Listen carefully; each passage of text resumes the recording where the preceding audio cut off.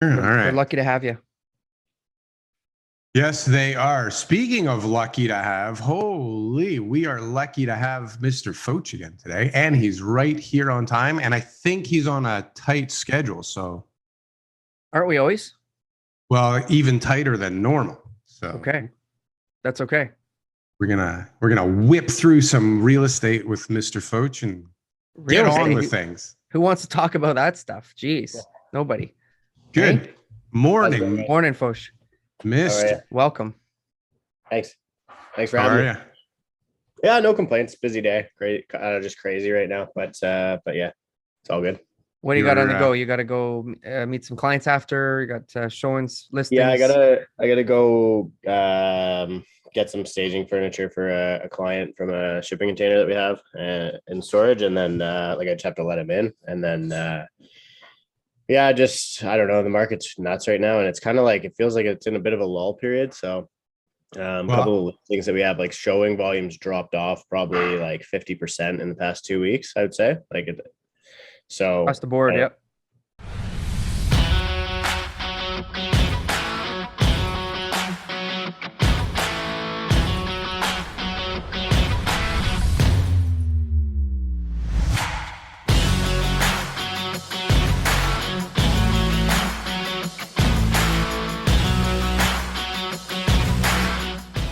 yeah, like, are you feeling that too?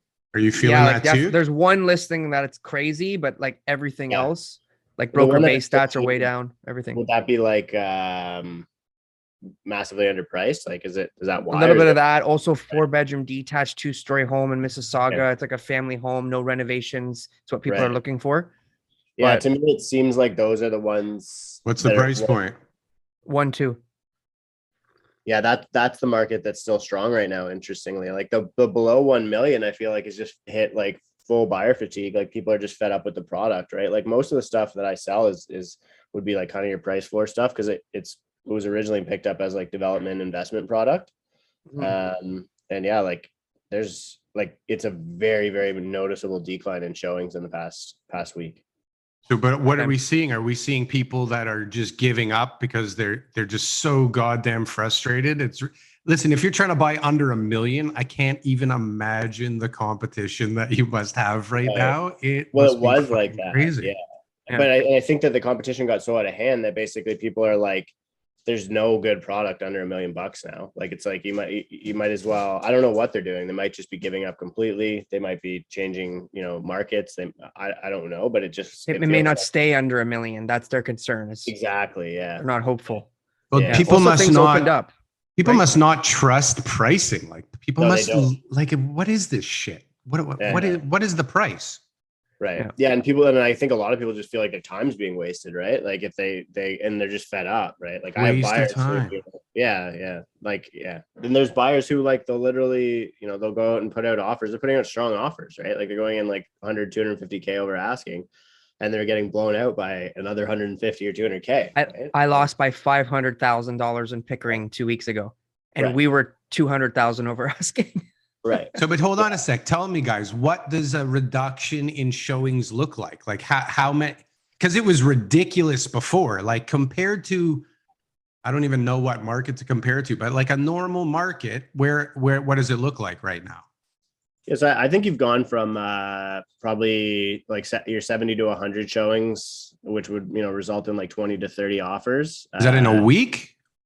Yeah, like it typically, I think most people are holding off offers probably for a week. So I think you're going from that to, and maybe you could even say 50 to 70, and that's gonna add, or that's gonna get you like your 20, 15 to 20 offers. I think you've dropped to, like 25 to 30 kind of 20 to 30 showings and 5 to 10 offers. And it could just be like, I saw pauses like this like numerous times last year. And every time it happened, I was like, this is it. The market's It happened like right after I bought my house. I felt like the market died for a couple of weeks. Remember that, TK? And I was like, TK, no, you were actually in one of the slower times. So March was the big month last year, and April was also kind of like a residual month. And then the May, June, kind of going into summer, we were like always looking back at the March we'll never see again. That was March. And then September came and it was just blew it out of the water. Yeah. Well, in So- January, like I don't even know if like if the spring market got fully front loaded into January this year. Like, you know, 'cause February, yeah, there's been some strength, but like the only thing that you're seeing 40, 50 offers is stuff that's massively underpriced, right? Right. So like, but most of those offers must be under value also. Like how can they all be in the right ballpark? They are. There's like, yeah, there's tons of hopefuls lining up, you know, that are putting in those like, oh, we have to give it a try because they've seen like the odd property sell at 110% of asking, right? So Yeah, like, maybe we'll get lucky. and so agents, like listing agents, are literally just leveraging those people to increase the bids of everybody else, right? And then you get the one guy who throws the Hail Mary because there's 40 other offers, and their agent told them they have to pay, you know, 10 grand per offer, and then like, got the calculator out. Yeah, there we go, right? Yeah. Oh my God. It's interesting, and I think the opening up of the restaurants and gyms that affected people. Buyer fatigue affected people, scaring, like the interest rates going up. People are scared of, you know, just overall sort of like concern about the market. I think a lot of speculators, that's why we're seeing the difference between the renovated houses still getting a lot of activity and the ones that need a lot of work. Those speculator guys who want to flip houses and were just throwing in bids that were never going to be accepted. I think all of those guys left the market. They were You just have like, to whoa, be wait a second. crazy to This do isn't that a market now. to make money in. And all, like, that's a huge chunk of those offers, probably 25% of offers left because they said, I can't make a profit. Yeah. I think there's like it's an interesting political like macro as well, right? Like you got the trucker stuff going on, you got all the global macro stuff going on, you got talk about reopening. Like I just think that, you know, it's the same thing as like when an election happens, right? Like when the Snap election happened, that was like, okay, people just kind of pause and they want to figure out what the hell's going on. When Trump was like running, or when the US election was like that, you know, like the couple of weeks there, maybe even a month period where things could change drastically. That's kind of like where I think Russia, Ukraine. Yeah, exactly. There's so much stuff going on, right? Yeah. And I think a lot of people are talking about, and you know, like even the, sorry, I got dog, my dogs decided to play right during the middle of this, but It's all good. But yeah, it feels like there's so much that could change that people are just trying to wait to see some of those variables get ironed out before they proceed, right? Yeah, absolutely. They're nervous, right? People are nervous, and the people who are out there right now are desperate. They're making those offers. They need to buy. Maybe they've already sold. Maybe they have an interest rate. Like, I mean, the thing is, the capital cost isn't going to go up that much if like the Fed increases by 25 bips, right? Like it's like $40 on your mortgage that people don't like, but everybody's rushing in like they're going to lose hundreds of thousands of dollars in buying power. It's like, no, you've already been stress tested at 5%. Yeah. Yeah. And the fact is it could go up like, okay, so what's your interest rate? It goes up 1% and you got $1 million mortgage. It's so not the interest rate that people are worried about. It's the runaway pricing. People talk like, about that too. So they're worried about that extra interest rate and they're thinking, my 90 days is coming up and I got to buy. But even the worst case scenario is still not worth overpaying 50 or 100 grand on a house. Right. Just to get it. I've interviewed so many people where it's like, have you done the math on what the increase, like how much your buying power would decrease, which it actually won't because you're stress tested. Like until rates get to 5%, you're not losing any buying power. Okay. So let's like, you know, you can take that one in, but then the next piece is, have you actually done the, like, if let's say you pay $10,000 or $20,000 more than you're comfortable with to get the privilege of owning this house, and it saves you from having to wait till a month or your pre-approval expires and you have to renew at a higher rate. Did you even save any money? And most people don't know the answer to that question, right? So I think this is the one, and this is like one of the big discussions. It's the discussion that we're going to be having this week on the Twitter space, which is it investors who are responsible for the exuberance in the market right now, or is it first-time home buyers? And or not even first-time home buyers, but end users. I would say honestly that you're seeing more and more end users who have inexperienced realtors, right? Like a lot of millennials sorry, give me a second. I think he's totally right though.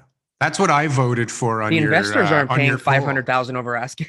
Right. You know? Yeah, I think investors are the ones, like they have experienced agents. They care about yield. They care about the value of the property. They're more risk averse, I would say, than end users who have a qualitative benefit to owning a home, right? If you're buying your dream home, it doesn't matter as much if you're overpaying by 100 or 200K, right? Because you're in love with it, right? Or you should be, at least if you're throwing that kind of offer out.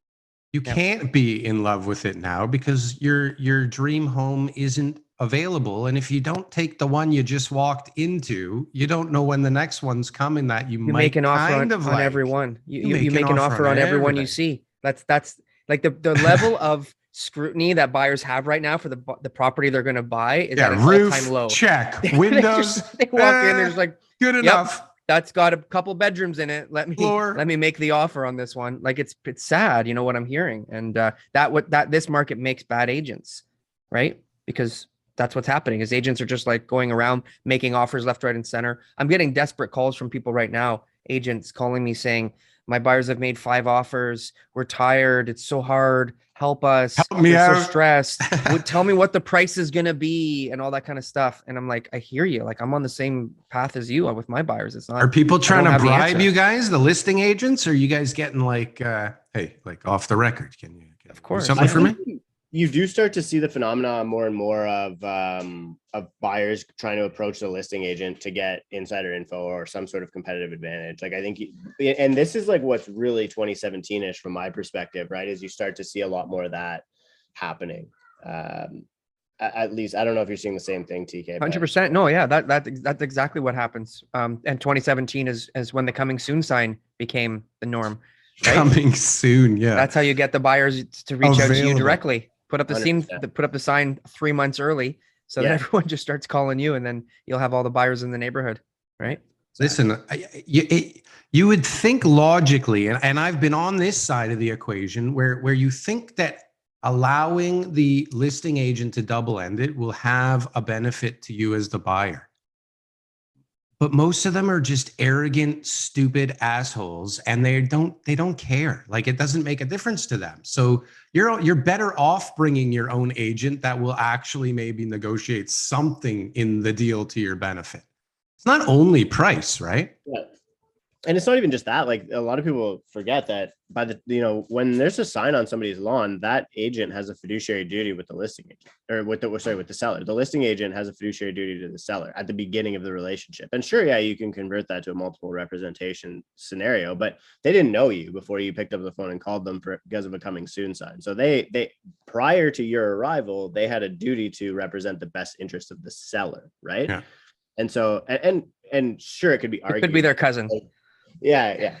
So, it's like, I've always found the whole phenomenon interesting because people, and especially getting into multiple offers and stuff, right? It's like somebody will approach when there's 40 offers on the table and be like, yeah, I saw it with so-and-so, but I'm going to offer through you. And, because you're going to give me a deal, you're going to reduce the commission and make sure I win this thing because you have some insider information. You're like, absolutely no way that I am signing up to expose myself to a lawsuit for the type of person that you are, because that's like right. Exactly it naturally selects for the type of person who's likely to sue you.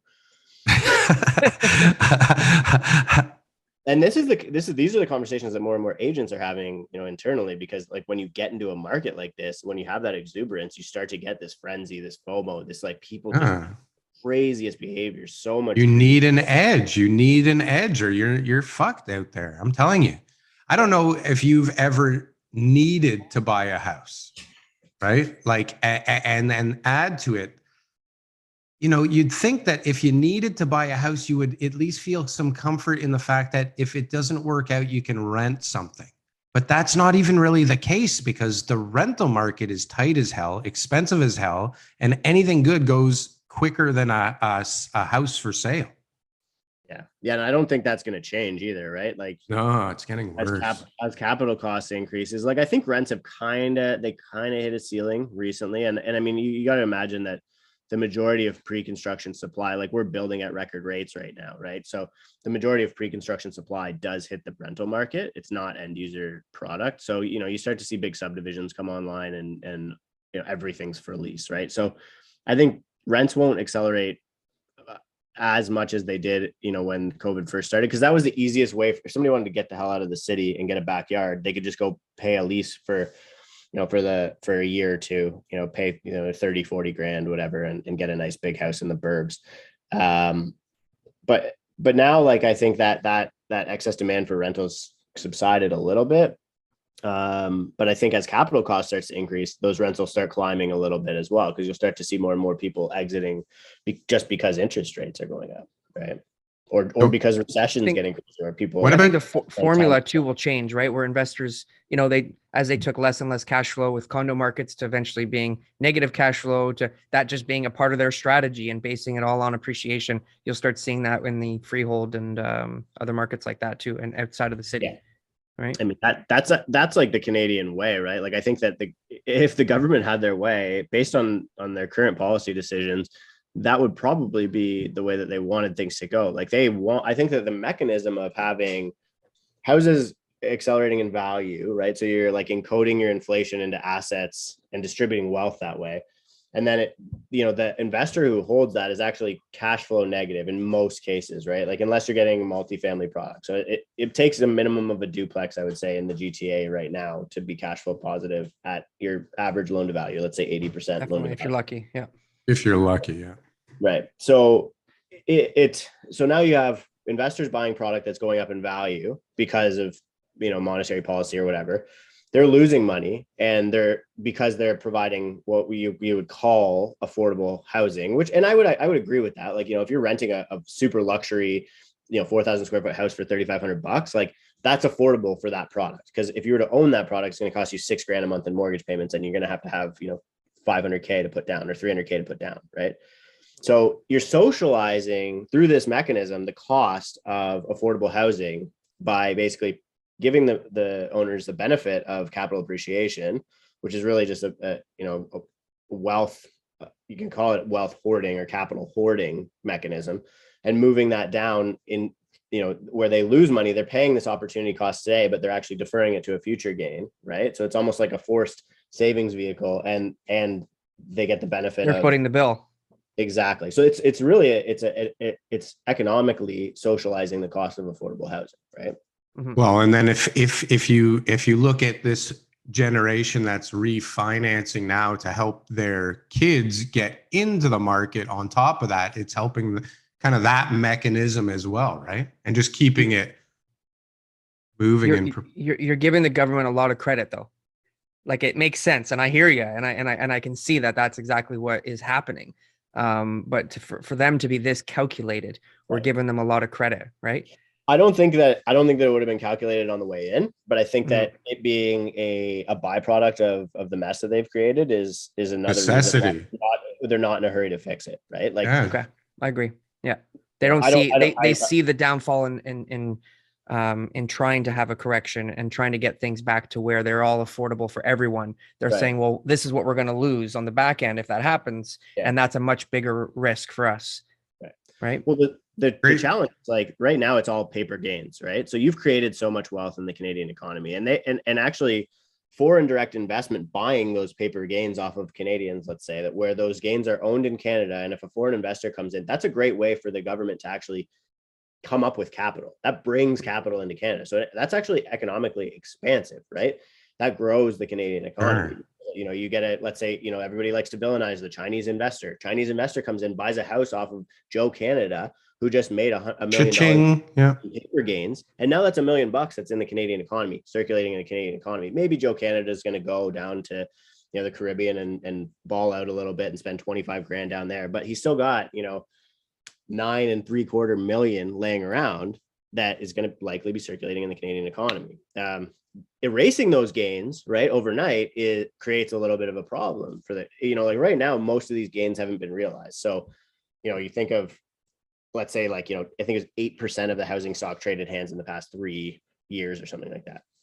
Right. I don't, maybe that figure is even wrong. What did you say? 8% of the housing stock? It's usually close to 2. So for 3 years, a little bit higher. That makes sense. Yeah. So let's say 8 or even 10%. Right. So that's within that 10% is where the risk exposure exists. If you see something like a 50% correction, right, where there's actual exchange of money, but everything else is just paper gains. But if you erase those, then the government gets rid of their ability to actually create wealth, because eventually somebody else has to come in and buy that product. And it's either using Canadian debt, which is, from the central bank through your chartered banks, or it's foreign capital. And either way, I don't think they have a problem with that, like that mechanism either, right? They don't seem to. I mean, if behavior were any indication, and if the policies, were any indication that they cared about that, I think things would be a little different, no? Well, this is a great segue into the Ontario Task Force report. Yeah. Yeah, I watched your YouTube video. I got a little, summary. I think that was a pretty, detailed summary, as much detail that needs to be put into it for now, because it is just a lot of wishy-washy promises and things that don't really have much weight. I got a call from somebody yesterday who was saying, oh, I got an agent and we're just about to list, but now I just heard about this plan and my property is going to be worth more and all this kind of stuff. Like, so it is having the effect, right? Of like, the public is hearing it and they're thinking, oh, the government's going to cut the red tape and I'm going to build. She literally thought like it went from townhouses or single family homes on her lot to townhouses to now she's like 10 stories. So it's going to happen. Tower on her 50 by 150 lot. Yeah. You just go up. Go and buy some courts in Curtis, the whole court. Yeah, exactly. Right. Yeah. Well, or I mean, if they're going to eliminate that much red tape, you might as well just be buying, swampland in the middle of nowhere for 25 grand. Yeah. So give us a breakdown, Foch, on the promises that they made. Yeah. So, I mean, a lot of supply side stuff, zoning. So basically, I mean, they want to take the keys away from the municipalities. And I think that in a lot of cases, that's the right move. I think that if you can expedite zoning, you're going to eliminate probably the biggest bottleneck in the supply chain. But the challenge is all you do is move that bottleneck to the next one, which is construction. And then I won't get into examining it too much, but just so zoning, they want to give more power to the OMB. Basically, they want to fine people for taking, or there's an application charge for. So if you're a NIMBY, you basically can't go take somebody to the OMB, which is good. That's a really good thing. Like an individual shouldn't be able to go and waste, provincial or municipal resources. It costs everyone $250,000 probably for somebody to go to the OMB, right? So if you let NIMBYs just go and challenge developers, it's economically wasteful. That's a good one. Give more power to the OMB, and then also change it so that the province has more of a say in how the zoning goes at a municipal level. Standardizing, like there's a lot of buzzwords in there. Then the next piece, and that's where if you do expedite that bottleneck, it'll move to the construction side. So the next piece is, how do we get enough trades here to increase our building capacity? And that's basically, one is target immigration to bring in more trades, and two is train more trades domestically, right? Both of which I think, are great, but they take quite a bit to ramp up. I mean, immigration would probably be the easy way to do it, but maybe not the politically easy way to do it. Maybe not the election winning way to do it. The double-edged sword, the immigration too, because it creates a bigger demand for shelter, right? Yeah, and inflationary stuff too, right? You start building more, all of a sudden now the cost of goods and labor and everything goes up. So we got twice as many people, but it costs double to hire them, right? Because we need them. Right. Yeah, and I guess this is the challenge, right? Because that's the big argument. People are like, oh, you immigrate a bunch of tradespeople, they still need a place to live. And it's like, well, not if you were going to immigrate 400,000 people anyway, and now you immigrate 400,000 tradespeople. Like now all of a sudden you've increased the productivity towards a solution of that 400,000 or 400,000 immigrants.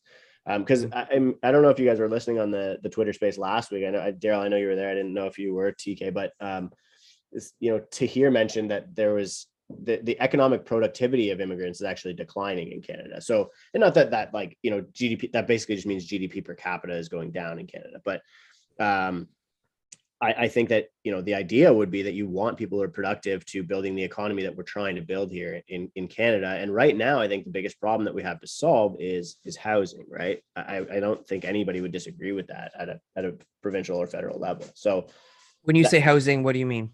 Building houses, right? So building houses on the supply side. I'm going to play the devil's advocate today with you too. Okay. Because in the 80s, and I think I'm not on Twitter, so I'm not on the Twitter, but I've seen some Twitter like screenshots on Instagram, right? And in the 80s, this is the same problem that we had, right? Supply issue, immigration, too many, people, we don't have enough houses, we need to build more. That's what's going to create us a balance in the market.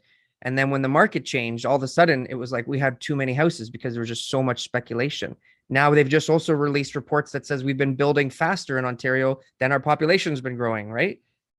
Yeah, so, and that one's like a little bit of a like that. It's that a reach, no? Yeah. Is it do we need more housing, or is it just need to be another fix? Is there too much demand? Like, what is it? Is it simply just building more houses? And are we questioning math now? Like, I'm just saying, this is the devil's advocate. Behind. So Darryl's opinion doesn't get pushed through too easily. Yeah, so my perspective is on that, and it's a really interesting question, right? I think that StatsCan data, is very easily manipulated. So I don't know whether or not we're actually outbuilding population growth right now. But what I that was Canada wide though. Yeah, you're right. It was, and so they had an Ontario stat in there too. It was in the same article. You're talking about the Ontario one too. One. Yeah, they had the Canadian national. They had the national, which was like 0.2, 0.4% higher construction over population growth, and it was around the same figure in Ontario. Right. Yeah. So I think that what's happening right now, and like one of the things that wasn't really discussed was whether or the difference in household size in the GTA as an example, which isn't organic population growth, but like I think that what you're seeing is an averaging out where, and so like, let's say your average household size change, it could change up or it could change down. But I think what's happening with the way that we're building housing right now, and there's honestly no way for me to verify this without hundreds of thousands of dollars in research budget, but you have tiny condos and massive houses, right? And again, people always talk about this missing middle product, but and whether it's a zoning density or whatever, but there's really no, like you're seeing stack towns probably too small for a household greater than what your average 1.6 people or whatever. So, or 1.6 kids, so you're starting to see, and you're starting to see multi-generational households. Builders are building, like if you go look at any house right now that's built, that's a 4-bedroom home, they're built with full electrical circuits per bedroom, right? So, or sorry, full circuits, like all your electricals on its own on the outlets, then your own lighting switches, and then there's Jack and Jill bathroom or ensuite per bedroom. They're basically built to be rooming houses. Like you have like a bedroom that's a hotel room almost. And if you tour some of these, because I've sold a lot of these, like rooming houses, let's say, right, where guys have mini fridges and hot plates in every bedroom, and they're basically living in these bedrooms, and then there's a congregating space in the main floor. And sometimes it's multifamily, sometimes it's just investors basically creating density and renting out for $750 to $1,000 a bedroom, which is super common, like really way more common than most people imagine. And so I think that your household, I can't remember the exact amount that it changed by comparison to the, I guess it was 2011 census last time, but or six. I remember looking at that, but it was significant. Yeah, I think I don't know. Like, I think it varies based on the area, but your suburban households are growing and urban households are shrinking. Obviously, that makes sense. Like anyone would probably have guessed that was going to happen. But I think that if you average that out over a national basis, it's losing a big part of the story, which is that you're probably starting to see multifamily households, especially in immigration populations where, you're seeing family sponsorship, people coming here without jobs, getting jobs, needing a place, to rest their head while they're starting their career here in Canada, right? Like you're missing the bootstrapping that's happening in the suburbs because the household size is being skewed down by these tiny, 500 square foot or 350 square foot units that are being built in the city. You should track how many bedrooms are being created. Right. And I don't know if they do that on the supply side, a number of beds, right? But I would agree with you. Like I'm sure some municipalities that are good at tracking the data of their construction. But yeah, it's like maybe not housing starts, but maybe bed starts or bed. Right. Yeah. Didn't you say though that was what Ben was tracking before, Darryl, and that was a significant point that he had made one point? Remember he said that? I think I'm sure I didn't come up with that. So yeah, the average number of bedrooms is way down, and that makes sense, right? Like they were always building detached houses in the 80s, and all of a sudden now we've got bachelor units dragging that number down, right? Yeah, that sounds like something Ben Myers would say for sure.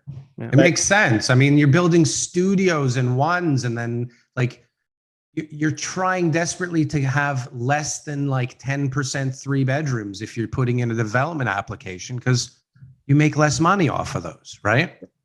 So those are shrinking, 2 beds are shrinking, and you know, what makes money is those studios and one beds or one bed plus dens. Yeah. But just catch me up here because I'm a little slow here. So what the shrinking of the bedroom, the number of bedrooms per, you know, new construction unit, that's affecting supply how? Like it's because we only have so many people Well, you're that need to saying be you're in those building spaces. so many homes in a year, but a lot of them barely fit one human. Okay. Right. And so Right? it almost discourages like new household creation, or it breaks the economics. I guess like you're creating a floor, right? It would discourage like new household formation in an urban setting, right? Because like they're so small that it's difficult for two people to cohabitate in a unit of that size, as an example, right? Let alone grow a family. And Yeah. I think that there's obviously probably a correlation with that with COVID, right? Like, you know, right now working from home, et cetera, like that's definitely changed in the short term and maybe in the fullness of time, what the housing demands are a little bit. Sure, especially outside of the city. It's crazy, right? I don't like when we used to talk about this in the beginning of COVID, we were always saying to ourselves, oh, I feel so bad for the people in Peterborough or even Georgina or Innisfil or whatever. It's like those markets are going to tank afterwards. And I don't see that happening anymore. I think people legitimately are going to live there and be able to work there and stay there. They don't need to, most of them don't need to move back to Toronto. Okay, It's listen. the new way it is. In the last 2 to 3 weeks, we've had Georgetown, Brampton, and Scarborough all at $1,000 plus a foot for new condominiums. Right. But look at the like Brampton, Georgetown, Scarborough, $1,000 a foot. It's like insanity. Right. How are those three even comparable? I mean, they're not, but there's a buyer out there willing to pay, right? Can't make money unless you sell for $1,000 a foot, is what it tells you. Right. But as the investor, the rent price is not going to be like, at the end of the day, it's like, hey, I either lose $500 a month or I lose $650 a month. You're just trying to get that appreciation, and you're banking on that market because there isn't really any other options. And construction costs, the next condo that's going up is going to be the one on Military Trail that's sold out, Darryl, or the phase that's sold out. The next one's coming out at 1,100. Right. Yeah. So like that's in Scarborough. So no matter what, it's always going to be just the next level is there. And that's what investors are buying into. Right. You can't do that though if you make housing that people can live in. You can't have 2+ dens for $1,000 a foot at the moment in Brampton. You can have a studio or a 1-bedroom, right? Yeah, but a lot of younger people, where do they live? Like, unless you've got a really good job, family help, if you're under 30, how are you planning on getting into the housing market other than renting? Like, what are you doing? Like, where are you going? What are you going to do? You're going to move with your new entry level job, and you're going to say, "Thank you so much, Mr. Bay Street. I want to work here, and I'm willing to, you know, really work hard to be a member of your staff. By the way, I'm going to work from home, and I'm living in Barrie. You know, is that okay with you?" They're going to say, "Absolutely not." So they're going to say, "Okay, where can I drive from?" And they're going to be in the core, and then the next guys can go into Etobicoke and Scarborough, and then the next guys will say, "Well, I guess I'll commute from Scarborough, Brampton, or Georgetown." So we'll continue to push. There is a demand for that housing, for the small space housing. It's gonna stay. Right. People are changing. Millennials are having less kids. And that is the millennials having less kids is a byproduct of housing. Like, this is the problem, right? It's a vicious cycle. Like, it's too expensive to have kids. It's not the millennials don't want to, it's they can't, right? Like, many people can't afford to do it, right? Like, it's not the diapers, it's the housing. Right. It's housing, childcare. I mean, I did a podcast early COVID with Francis Donald about the economics of, you know, it was really more about diversifying the Canadian economy, but it was about the economic, a lot of what she was talking about was the economics of millennials and how we're going to contribute to population growth and economic expansion in the fullness of time. And the reality was that, you know, we've really set the stage to lose a decade like Japan, right? Because we have an entire generation of people coming up who are going to be house poor. They're going to be so busy paying mortgages, right? But you also have inflationary costs on everything else, and wages just aren't keeping up, right? Sure, yeah, you've got, you know, a huge chunk of the workforce retiring with boomers, you know, within the next decade, let's say. But that doesn't change that. And in a lot of cases, those jobs aren't going to be given, or the salaries certainly aren't going to be given to millennials without question, right? And so the economics of life for millennials it's not really conducive to growing the Canadian economy. So the question is, how do you grow the Canadian economy from here out? Because otherwise, like eventually the music stops here. Right now, I would say it's arguable that 100% of the gains moving forward, and perhaps even within the last little bit, are because of inflation. That's it, right? It's not even like genuine excess demand anymore, right? But it's arguable that inflation is causing this, because a lot of people are saying, and inflation is probably tracking at 20% in Canada. Yeah, you can lie about CPI all you want, but I mean, on the ground inflation, and there's been, so like obviously your anecdotal studies on it, but there's been studies that would sort of state that, yeah, like, I mean, it's high. So I really don't know. I'm not qualified to answer the question, but I don't see how this ends well. Like you're just going to keep kicking the can down the road. You're probably going to get a conservative government next, just because the Liberals have completely destroyed their reputation, I think. And we'll likely be in a recession at the next election. So then what? Do we reach some point of self-imposed or government-imposed austerity in Canada, where that's how things start winding down? Motivate people to have kids, right? Like how do you take maternity and paternity leave when you sign up, at these total debt service ratios that people are signing up for right now? How do you say to yourself, I'm going to take a year off? My sister, she's probably listening to the show, her and her partner are police officers, make good income, at the end of that 1 year mat, it's like, and they bought a house recently. It's like, get back to work. Like, let's go. Not very easy to be motivated to stay home, right? You don't have that option to stay home. You have to go, and you have to be, you have to be willing. So yeah, how do they motivate people to have more children, right? I don't know. I don't know if they do, right? So that means that our economy is probably not going to have a natural growth anymore. I mean, our growth has been majority immigration anyway, and there's really nothing wrong with that. But it only works for so long. Somebody was saying in the Twitter space, like, immigration isn't a forever opportunity, right? Eventually, the global population is going to start declining. So everyone's like squeezing as many people as you can now, get the economic benefit from it, and figure out the remainder of the economy later. And maybe that's the way to do it, right? If there are people here, and you say 50 or 60% of the economy is the consumer, right? Consumer goods, everybody just moving money around. Maybe that is the right way to do things, for Canada, because the natural growth rate isn't going to do it. And the way that we've built our economy doesn't incentivize people to continue to have kids, right? I think things are going to change in the next decade with regards to labor and work so drastically that we have no idea what's even coming for us. I mean, Look what's going on right now. We've got this trucker thing going on, but I would bet that most of them will not have work in the next 10 years, right? Yeah, like especially funny that Elon tweeted out, like, Canadian truckers rule, right? It's like, well, rule while he's wiping them out, right? That's a lot further away. I was having to talk to somebody who's in that field, and they even say they're short tens of thousands of truck drivers over the next 10 or 15 years. The automation of trucking is not coming anytime soon completely. I think you could still live out a full 20-year career as a trucker. Yes, you can. I do think that people overestimate the speed. Like, you got to remember that it's the same people who are checking boxes on zoning, Darryl, that are the ones who are checking boxes on automated driving, right? So it's like, you think that houses are wrapped in bureaucracy. Imagine a 6,000 pound steel missile that's driving itself electric too, right? Electric, cross border, everything. Yeah. Nobody lobbying against that. What could go wrong? Yeah. Right. So it's far away, but I agree. I mean, the thoughts are there, and there's no one answer. There's no paintbrush that just kind of clears up this whole mess. But then the other question is, and this is I love this question, is do we even have a problem? Or is this just the way that it needs to be, and that it was going to go no matter, we just sped it up a little bit because of the pandemic? If you own a home, there's no problem here. I think that we're very early, we're coming to a late cycle housing economy. We're where Germany was in the 60s, right?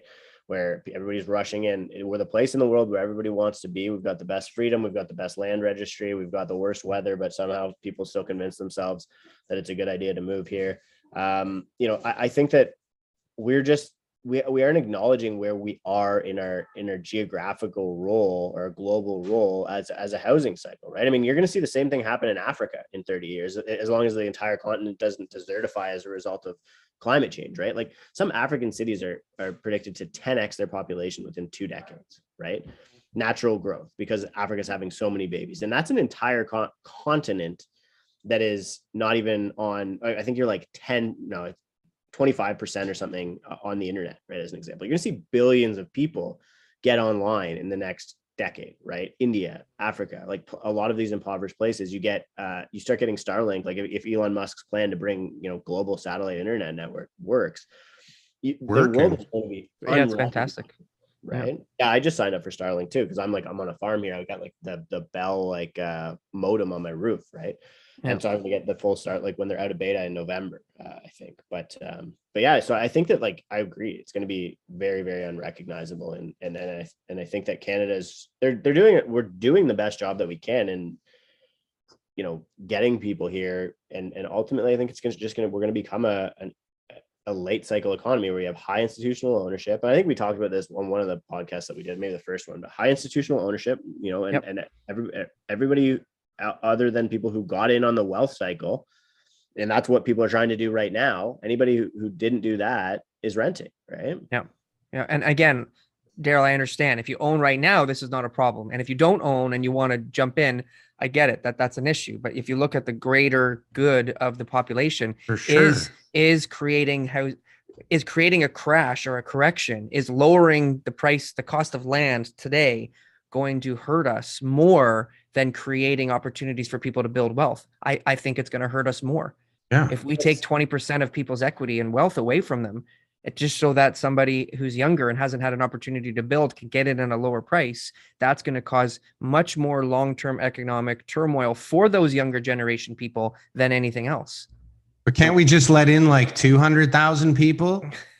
The other question though is is it because you get a hoarding of capital as a result of things like this, right? Is the same thing happening in quality of life, right? Are boomers hoarding quality of life because they have all of this? Let's just say, as an example, if you're to strip out everything else in the quality of life equation and say it's just square footage, right?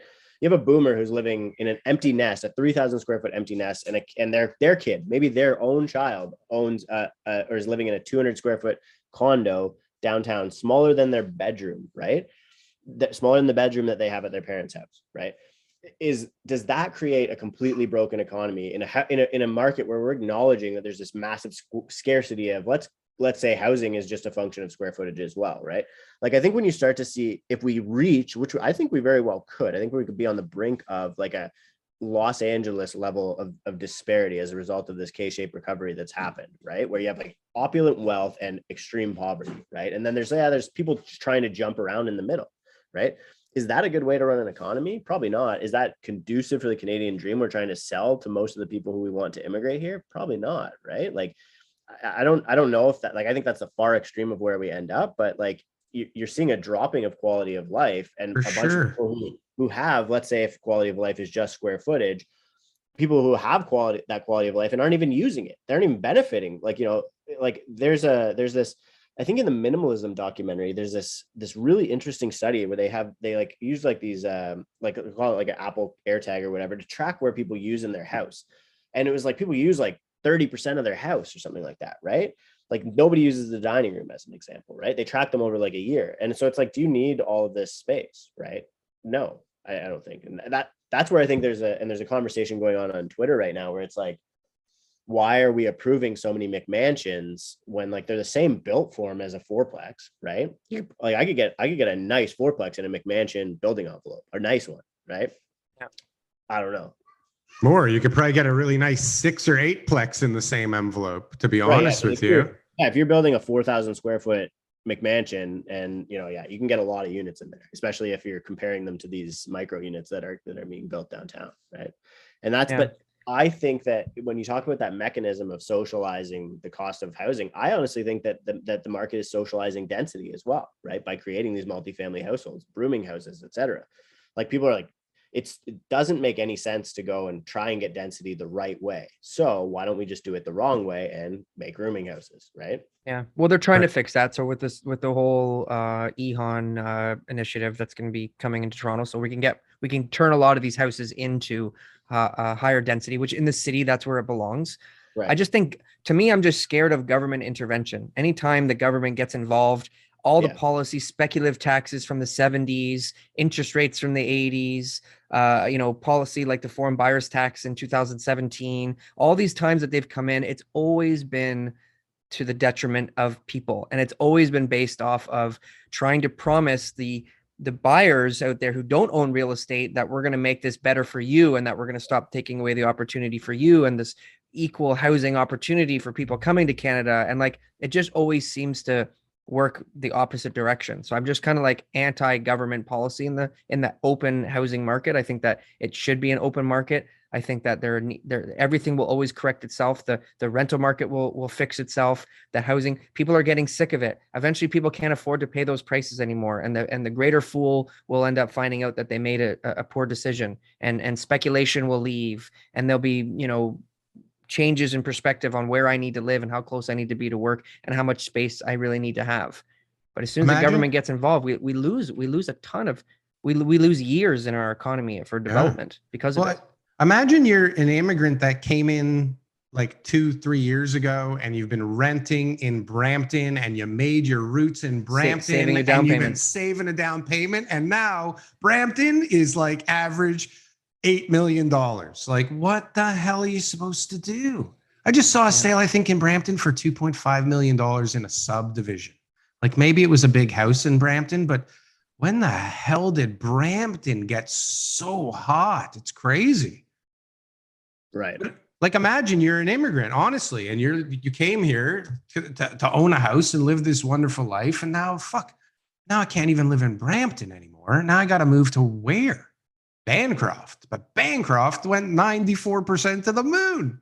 Right. Yeah. I mean, it's a mess, right? Like and that's where I think that you're going to run into some of the challenges, right? Where you've got, I think that as soon as it starts changing the economics of immigration here, and now you've got people who are going to show up and they're going to go get a mortgage, and they're going to go look to see what they can buy, and they're going to be like, this is not what I signed up for. Like, I'm not getting the quality of life I'm not getting the difference in quality of life between where I was before and where I'm coming to. Like, the sales pitch is gone, right? And maybe they'll move to a different, that's most, right? The absolute majority, like, and because we like, you might as well move to another global city at that point, right? Because like, realistically, because you can get a better job, right? Like, we're exporting people in the tech field. Waterloo trained some of the best people in tech in the world, right? And they're all going to work for US companies, right? I mean, not all of them, but like, it's like crazy percentage. We don't have the ability to continue to attract and retain good talent in Canada. And before, it was like, yeah, okay, like, I can live in Toronto, and it's not LA, or it's not the Bay Area. I don't get to be by the ocean, and I don't get to go to Mammoth or to Vegas every weekend or whatever. But it's a nice place, and there's a little crime and whatever, and the wage is okay. Now it's like, or it's like, I can afford a house in Toronto or Vancouver or whatever, or maybe. Now it's like, I might as well go to it. If the visa is more difficult, I'm just going to wait. I have an increase in my willingness to do the US immigration process, right? And the way that a lot of people, or a lot of countries are trying to grow their economy as a result of COVID is through immigration. Like, we're going to see a massive competition on an international scale. Like, the UK is ramping up immigration, right? All of the other nations in the Commonwealth are ramping up immigration as a result of COVID, trying to grow their economy, bring in more people, right? The US, if Biden has his way and the immigration policy that he's talking about, which I do really think that it'll get passed. I mean, what incentive, like, there's no way that Canada can rely any longer on immigration growing our economy indefinitely, right? Maybe if we're immigrating the trades, right? Because I think that trades get paid really well here, and if you could get skilled trades to come from other countries and pay them pretty damn well here, right? Well, and we're on the world stage right now. What about what's going on in the news in Canada right now? What kind of an effect is this going to have on people's decision to move here versus other countries? It is. That's an interesting point too, right? Like, because you're weighing in on what the social values are of different countries that would move here, right? And I don't know the answer to the question, right? Like, I'm admittedly ignorant when it comes to what those social values are by comparison to our biggest streams of immigration. Let's say, probably, I think it's China, Iran, Russia, now India too, right? So, 4 countries that you could probably come up with some sort of social value scale. Are we providing them with what they want from a society to immigrate here? I don't know, right? But these are all questions I think we're all ignorant in Canada because we feel like anybody coming here, it's because they had really poor quality of life where they lived. And we think it must have been in just shanties and living on the streets. And that's not true. You know, there's much like the people come here. I hear more people complaining about the quality of life in Canada compared to back home than I do people bragging about how great it is to be here. Like most people in those countries, China, Iran, and India, Russia. That's a secular shift. Like, I don't think it didn't feel like that 5 to 10 years ago, right? Like, it felt different. There was a lot of gratitude for, for the opportunity or for quality of life that Canada brought. I just don't know if it's here. That's not our selling point. Unless it's from like a war-torn country. They got it good over there. Like it's not like all these countries are poor. There's lots of wealth there. There's lots of modernization there. Their technologies are almost always better than Canada's, right? Right. Yeah. It goes to that dream of quality of life and home ownership and freedom and all of that stuff that they are lacking. I mean, I look at people all the time and wonder, why the fuck would you leave your beautiful, lovely, warm country to come here? But I mean, you only move if you think it's the best thing for you, right? There's family ties. There's different opportunities. Sometimes parents, are wanting their kids to be in certain countries. Like Daniel was saying about our land registry. So people do want to put their money here, which is another factor. Just like they might be unhappy living here, right? But they understand, especially if they're the children of the parents who own all the wealth. They may understand that this is where they have to be because they're trying to protect themselves from whether it be communism in China or whatever type of authoritative government Iran has and that kind of stuff.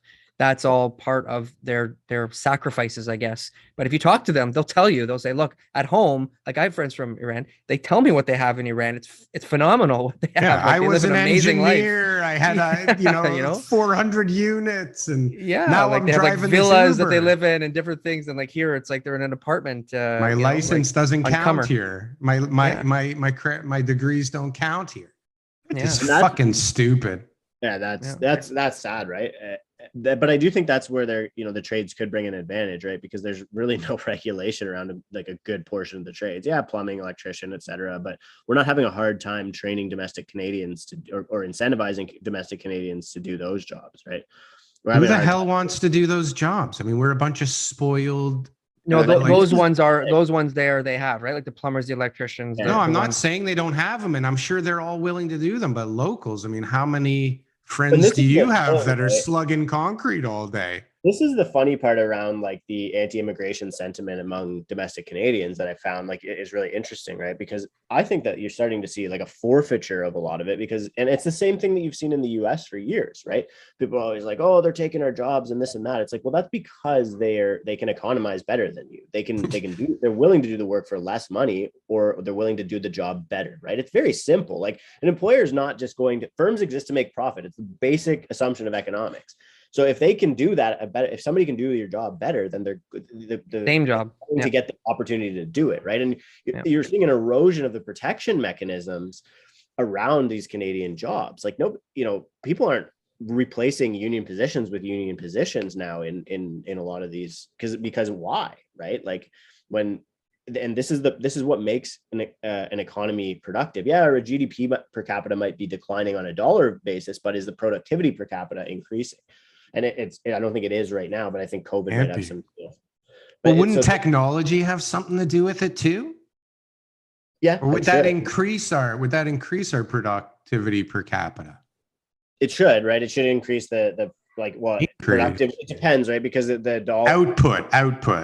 But output's measured in dollars, not like in widgets, right? Or in units. So you can't really measure that one properly because it's like if you're because technology is deflationary, right? It should reduce the cost of something. Like if you're producing something and a robot's producing the other half of it, then the cost of that thing should go down, right? So if Canada is selling that item, then it's hard to measure whether or not it's actually being one guy's doing more work overall, but it puts 3 guys out of work completely. Right. Yeah, stuff like that, right? So yeah. Interesting. Anyway, I'm gonna have to wrap up here, but okay. Thanks for coming. This is a really cool chat. Yeah, great conversation. Yeah, we appreciate it. Thanks for joining us. Yeah, my pleasure. Just give a quick little plug here where people can find you. So, well, hold on a sec. Before he plugs it, I got to tell everybody, he is running literally my favorite part of the week right now. This Twitter space. I swear, I keep telling TK to get on Twitter, but he's a Twitter snob. But this, I don't even know what Twitter space is. I'll tell you straight up, like the only time I've ever been approached by like to go on the news or whatever is because of Twitter. Like, and I got CNN, Bloomberg, Globe, Toronto Star, everybody. Which is wonderful. But I think there's something bigger here. Okay, because like a couple nights ago, we had a mayor, a ward councillor, the head city planner, like subsequent city planners, politicians on realtors, developers, like there were so many people having a respectful, reasonable, open conversation. Nobody was like not allowed to speak. Like it was unbelievable. It was a forum that doesn't currently exist. And I implore everybody to check that thing out. I don't know how do you get to it? Hashtag. Just go to my Twitter. I typically have it as my pinned tweet. And it's just like you can set a reminder for it. It's a Twitter space. And that's probably how I would recommend people reach out to me as well. So it's right there. So I'll always have that as a pinned tweet on my Twitter. And you just set the reminder and show up. Tune in at 7 p.m. It's audio, so it's like super easy to follow along with. There's a lot of a lot of good stuff, a lot of good conversations that happen there. I would say I'm probably the least qualified person on it. I'm just I just where you want to be. How to start. Those are the rooms you want to be in. Yeah. So I would just say, Google me and my Twitter will come up, I'm pretty sure. And then just, that's where I would direct people right now. Cause that's probably the greatest value I have to offer to anybody who wants to listen to what I have to say. Cause I'm there just asking questions, trying to learn from other people. Right. I think everybody is, which is the beautiful thing. I think everybody is in there with an open mind and given a voice. Yeah. And it's super genuine. Like understand. It's open-minded people just wanting to like understand the other side of the argument, or, really like get granular with the mechanics. Like I remember just some of the conversations that were happening between John, and there's some really qualified people on the planning space. And John's like, how do you mechanize this thing? Or like, why does that the economics of that make more sense? And just talking about like, just really, really, really granular. Are you on first name basis with the mayor? Is that I got a DM from the mayor after. No, John Pasalis, but I got a DM from the mayor after. Did you actually? I swear to God, we started talking about our old bands that we were in. I'm not even kidding. Yeah, swear to God, we're sending each other pictures of our old bands. Amazing. That's really cool. Yeah. So guess where I'm gonna build next? No, it's really cool though. It's like it was so amazing. I love it. I look forward to it every single week. So thanks for that. That's amazing. Yeah, awesome. My pleasure. Really cool. Every Thanks Thursday for joining night, us. 7 p.m. on Twitter. That's where I would recommend people find me. Thursdays at 7 p.m. Eastern time. We're very lucky to have a man of your stature on our show. We'll get you back later in the year for sure. 100%. Yeah, for sure. Like whenever you guys get a guest, I'm happy. I love doing this. You're great to chat about real estate with. So. Well, man, thank you. Enjoy your day and good luck today with everything. Yes. Yeah. TK, another day. We did it. Another episode. Another Sunday. Through. How many Sundays in a row has this been? I don't know, but I was on our podcast stats and there was like 127 episodes on there, which we probably have less than that because some of them at the beginning were broken down when I was, in my serious editing phase. Yeah, we bumped up though on the rankings. So if anybody's still listening and you have not left, because I know you haven't, because chances are if you're listening right now, you didn't leave us an Apple podcast review. Just go check it out. Most like 50% of people have Spotify, anything, iPhones. So you open up your podcast app and you type in Toronto Real Estate Show, and then you click. I'm sure there's like a review button or something like that, or maybe there's like a 5 stars and you click the 5 stars, or maybe you want to click a 1 star. But either way, do a review, like, comment, and subscribe. Thanks for joining us today.